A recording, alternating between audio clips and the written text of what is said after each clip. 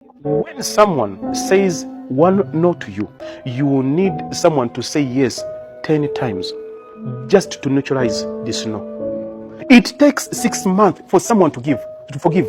Emyezi mukaaga gye weetaaga okusonyiwa omuntu eyakusobya, ate mu myezi egyo mukaaga oba olowooza. Kati ne kitegeeza nti omuntu okusonyiwa is another form of intelligence. Kubanga wakati wabeerawo wakati ebikola ki ebintu ebikugwira, naye ate obugezi obuddako kwe kumanya nti n'omuntu gwe ngenda okusonyiwa ayinza okuba talina magezi geegamu n'agange. Nti kye ngenda okuyitamu kyagenda naye process yemu gyagenda okukola ki okufollowinga. Certain times mbagambye abantu tuli billions 8 mu nsi. Lwaki weesiba ku bantu ababiri abasatu? They are breaking you for nothing. At times you just need to drop back. No. Mulimu ekigambo kye bayita okusonyiwa n'okwesonyiwa. Level of involvement nebanga eri reasonable. Nga nebo oyinza okuba ng'olina ky'ogenda okukola nga at that moment you don't need their drama. So you do away.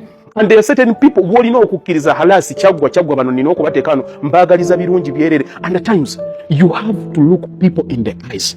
And I said, listen, you a good person. I don't know whether I'm good, but I think I'm okay.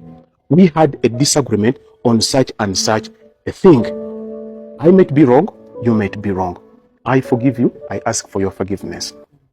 If we can do it past this, that's very good. Naye tewakyali.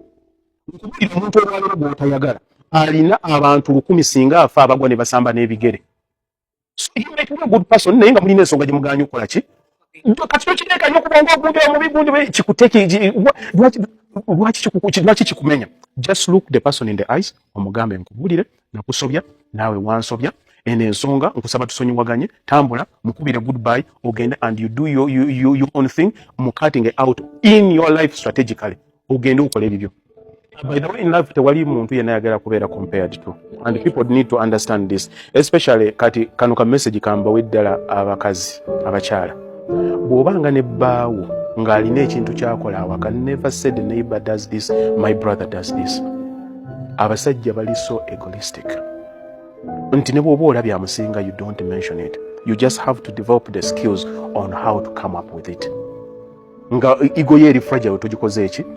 Tuja affectinze. Bw'ekireeta direct, it will never go down well. Get it right.